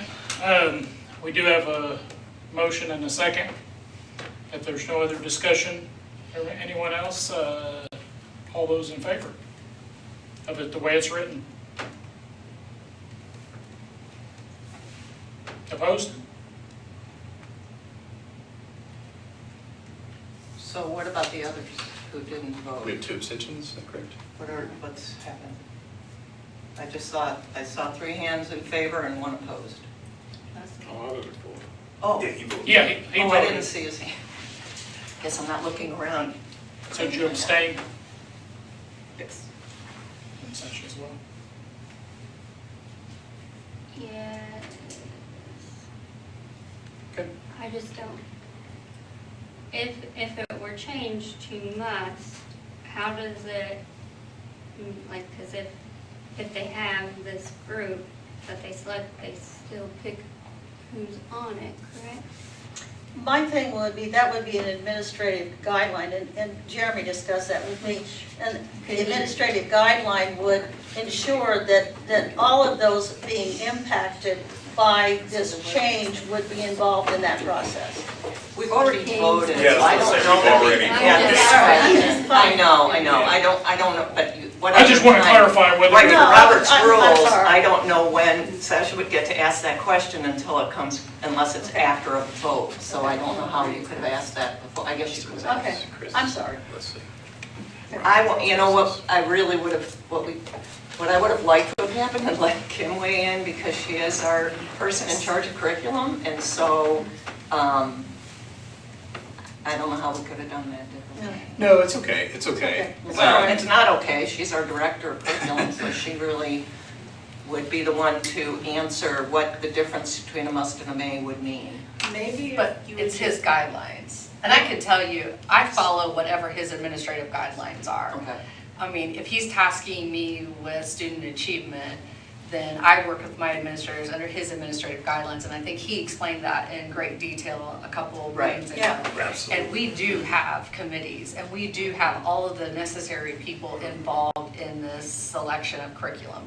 By no means are we as administrators picking this and expecting we recognize if we don't have buy-in, we're not even gonna get it off the ground. So we do have people, and like I said with Vimy Math, it was probably the one curriculum adoption that I've been in this corporation for 28 years.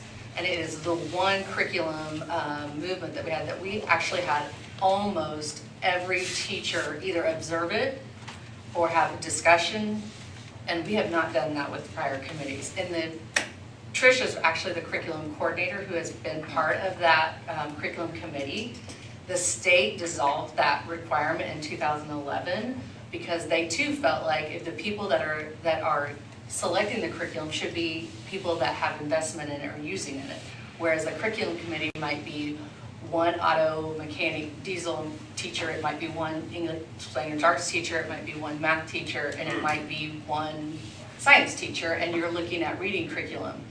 And being a science teacher and an elementary teacher, I couldn't go in and tell you anything about AP calculus or quantitative reasoning as a teacher from a teacher standpoint. So over the years, and I really feel like that's why the state dissolved that, because over the years we were involving more people than the curriculum committee, and we were involving the people that actually were directly impacted by that curriculum adoption.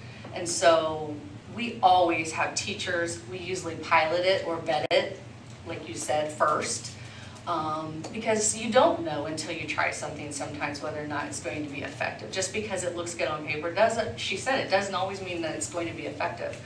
So you don't want to make knee-jerk reactions with any kind of curriculum, because if you do, you're going to have the implementation dip, you're going to have some training that you have to do, and you have to invest a lot of time and professional development. So we're not going to do that unless we really feel like it's in the best interest of our kids.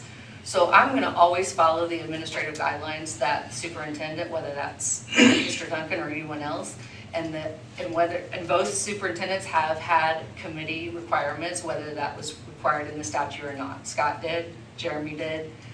That's the very first question they ask is, do you have buy-in? Have teachers had an opportunity to see the materials? What data shows that it's an effective program?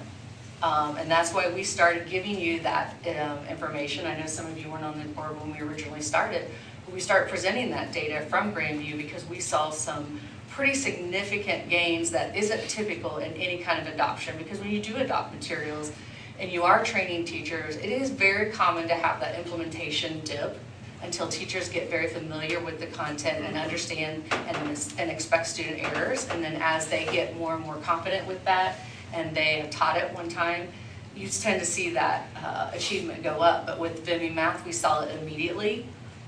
We were quick not to say it was Vimy Math. That's why we tracked it all year. We used NWA data. We used iLearn checkpoint data. We had every teacher in the corporation go and observe it in action. We had those Grandview teachers available at grade level meetings so that they could be that sounding board and really tell them like, hey, this is what I think, this is what I like, this is what I don't like.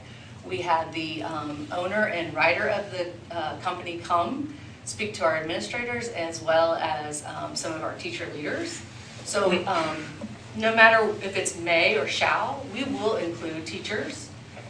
They are the people that are implementing, they are in the trenches, and we recognize that. And I've been in this role for 8 years, and I've also served on the curriculum committee since I started in 1992, and it has always been a general consensus of a committee, whether I was the one leading that committee or I was serving on that committee. So that's just my background. And if I could just really quickly add, it's not a disagreement at all with what you're saying. It's not a matter of whether we want people to be part of it. We want everyone to have a voice, and that's the reality of it. My worry is that when we set policy that tiptoes into the administrative realm, then we're not trusting our people to do the work. And the reality of it is, I'm a firm believer that you hire me, right, to lead the corporation. You hold me accountable to standards. You hold me accountable to achievement data, right? And then you have to give us the space, grace, and flexibility to work within that. And the same thing is true with me. Like Kim is responsible, like I'm responsible for her and her work, and our principals as well. And we trust them to make good decisions. We trust them to get everyone involved in those decisions. But ultimately, it's Kim, when I come to Kim and say, hey, I expect you to raise IRE3 data, right? Or I expect you to raise achievement and I learn, I have to be able to give her the trust and ability to do that. And so that's my issue, is I firmly believe that is the purview of administrative staff to lead through that process. And if we set policy that's too restrictive, then we cross over into that administrative realm instead of that more governance realm. That's my issue. But thank you so much for your trust in us. And if we make a decision and we get to the end of the road and results aren't where they should be, then that's us. That's on us, right? And it's on me as a superintendent. I take full responsibility for that. Okay, public comments. Persons wishing to make the board aware of suggestions, ideas, and/or comments may address the board at this time. Comments which involve personnel or students must be discussed in private. See no public comments. Report items. ISBA report. Nothing much to share this month. The state conference is next month. So. All right. Superintendent's discussion groups reports.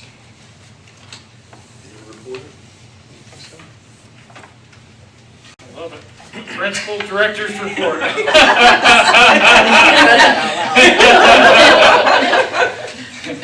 do have a positive. They didn't catch it apparently. The staff at LSP worked really hard last year to meet all the state licensing requirements.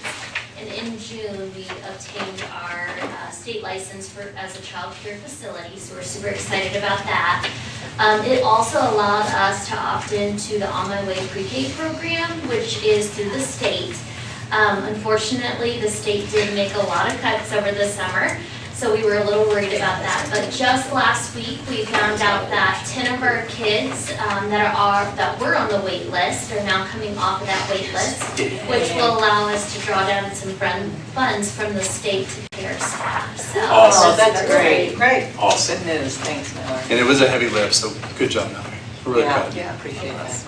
I was just going to give a shout out to our special ed department for navigating a new state system for IEPs, and I know it's been a lot for them, so they're hanging in there. Our teachers are handling it well, so proud of them. They make it. Director of Operations report. I want to thank Bob real quick for putting the stop arms and everything in the newspaper. The city has put it on, the police department has put it on their Facebook page, and in 5 days, we've had 11. Darryl, this has been concentrated on a certain area of town. They have, and actually at 4:15, Mr. Officer Perry and myself had a conversation on the way to work this morning and discussed that, so. What area of town is that? It's on Park Road. Park Road. Yeah. Park Road is terrible. I mean, Is it mainly in some areas, there's 4 lanes, is that what the problem is? Well, that's part of it, but they also pass going the same direction, which is a real problem. Oh, yeah. Kids don't go that way, but I mean, they could. I mean, Yeah. and it's a real There are the problem. lanes there. Yeah. Kevin has led this for a couple years now. I mean, It's they took a couple people right in handcuffs right on to jail, and I mean, so we've got to keep pushing, and then somebody's going to get hurt. Yeah. So Bob, thank you.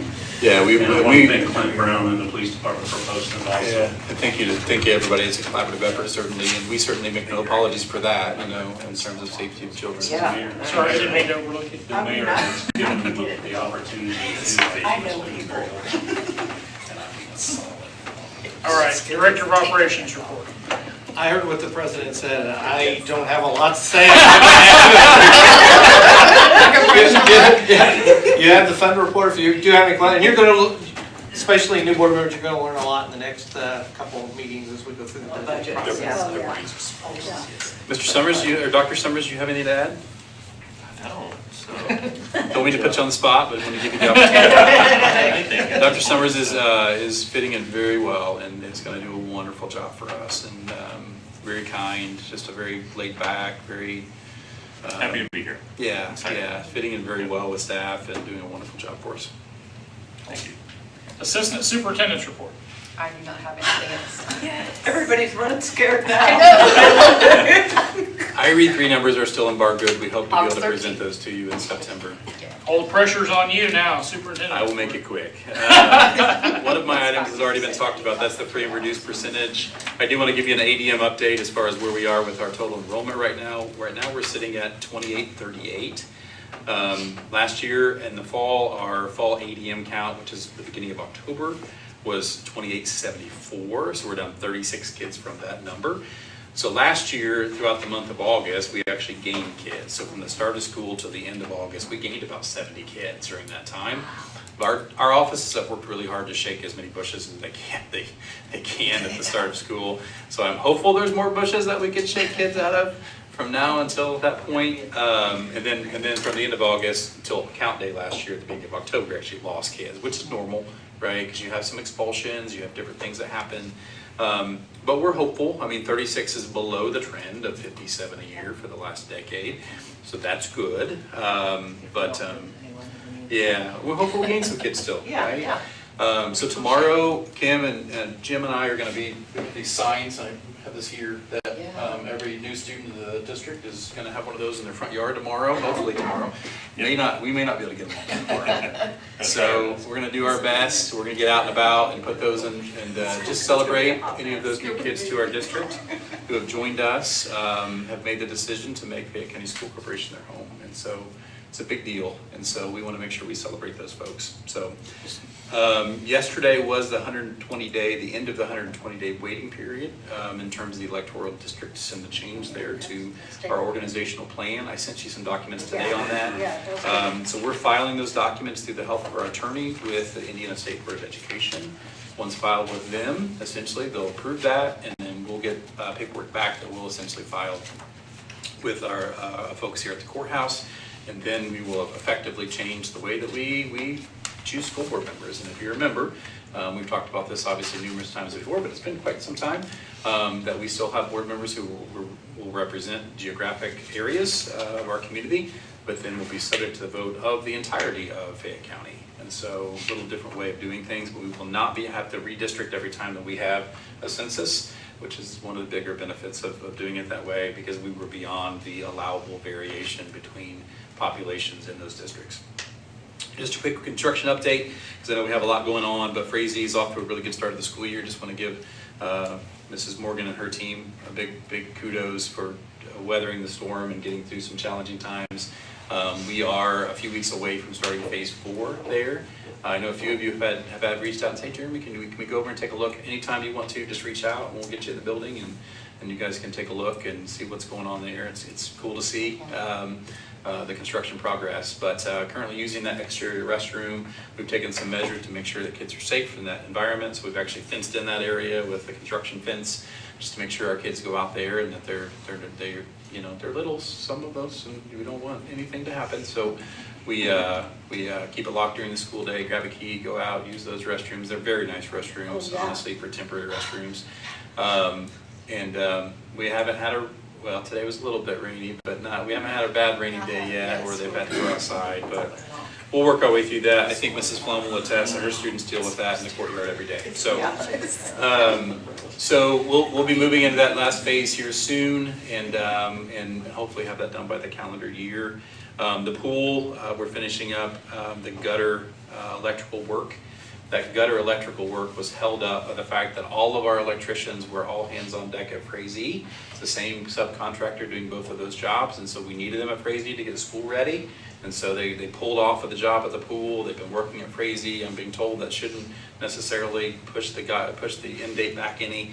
But hopefully that electrical work will be done this week, and they'll actually be pouring concrete in the gutters, right? So once that's done, they can then start working on the deck. Doing all the tile work, all of the finish work, putting the bleachers in, all of that, still with a hope that we'll get done by the October date that we need to get done by for our swim season. we still have a local school corporation on retainer just in case we need to use them in the event that that pool will not be done in time. The bleacher project, we did, if you've seen it, we've erected the base, if you will. We've got some, we had some design issues getting into the press box, and so we do have our local engineer, Tim O'Rourke, is working on that solution right now.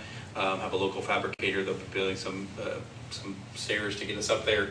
And then we have aluminum is supposed to be on site in the next couple days, and then a crew here on Monday to finish that project with an anticipated date of completion of the 22nd, which will put us a week prior to the 29th, which is our first date of the date of our first our football game. So The first football game for middle school actually is on the 25th. Correct. Is that Wednesday? It's Tuesday? a Monday. It was a Monday. The middle Is school it a got Monday? canceled at JV Sunday. I thought it was a Wednesday. Well, I had, the 25th, there was a scheduled middle school football. Canceled because of the JV game. Yeah, we'll stay in communication with Mrs. Van Meter on that, and if we get no place where that's not ready yet, and we have to do something different with that middle school or Because I JV got schedule, then I got an email we'll from have to do Andrea that. about a couple of other things, but she didn't email me about that. Yeah. So, And just an overall thank you to everybody for their hard work at the start of school. I think we have to say thank you for the grace and patience that our parents and community members have shown us. The start of school is always a challenge, and just as much as you think you're ready, and you spend an entire summer getting ready, you're gonna miss something, transportation's not gonna be perfect. I wanna give Daryl and his team a shout out, and Greg and Lou and all the team there, because all they do is fix stuff. The first 2 weeks of school, and they're great at it. Kelly and Kim have worked hard on transfers, and being in a corporation where those transfers are a big deal, I know sometimes that can be frustrating to parents. I'm going to say that publicly. I understand that. The reality of it is, though, especially if you don't register on time, right? That gets to be really challenging for us because we can't put you in a class that's full, has too many kids, and so we end up with forced transfers or denied transfers. None of that is fun for us. We don't like that, and I don't know of a way to fix the entire system that way. But the alternative would be having 30, 35 kids in a classroom, right? If you don't do that, and we're not willing to do that. So it just is what it is. But kudos to these guys. It's a lot of work. It's a heavy lift, and really proud of our team and the work they've done. Proud of our custodians for the work they did this summer to get our buildings looking great, and in the face of some challenges, especially at Frazee and at the high school in terms of working around the dust, and they've just done a really good job. So thank you to everybody publicly for all your hard work getting ready for school. The parents have been a big part of that. I mean, it's been totally different when they call our office versus the past. They've been more pleasant. It's been easy. We're here to help, that's the thing, and it's nobody's trying to make anyone's life hard. It's just we appreciate the grace and understanding of a school corporation of almost 2,800 kids and all the logistical issues that go into that, getting kids right where they're supposed to be and everything. But we've gotten everybody where they're supposed to be, and everything's been good. Everyone's been safe, and it's been good. Maybe not quite on time. It's Stop Finder's working, I think, right, Daryl, at this point? We've had a few glitches in it, but it's coming. We got some parents that really don't know how to do it yet. That was me, sorry. As soon as I came, I was like, will you show me, because it's user error. Tomorrow is really a big day for maintenance tomorrow. Jimmy Croucher will be returning. Yay! We're happy about him back part-time. Yes, you did approve that. That was part of your approval this evening.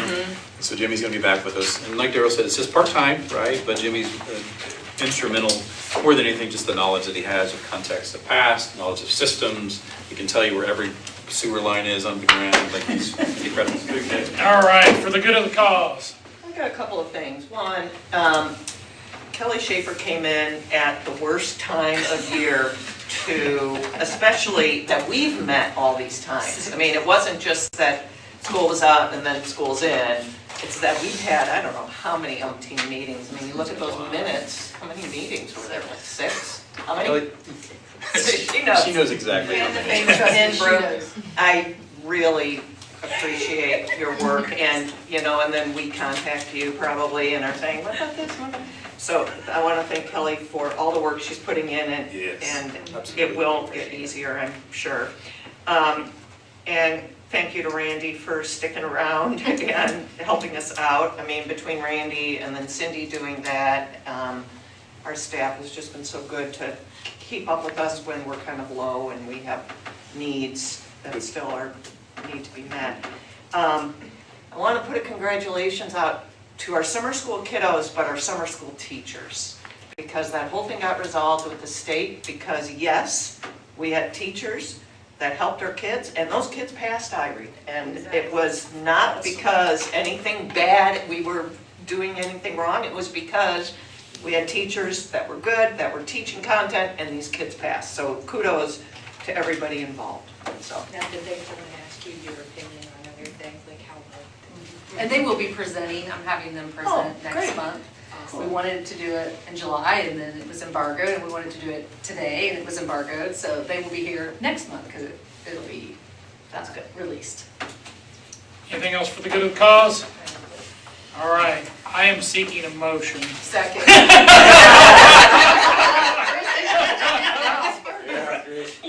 buddy. My fun friend.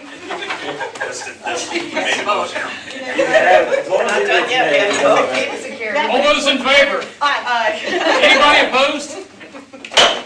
I need a lot of signatures.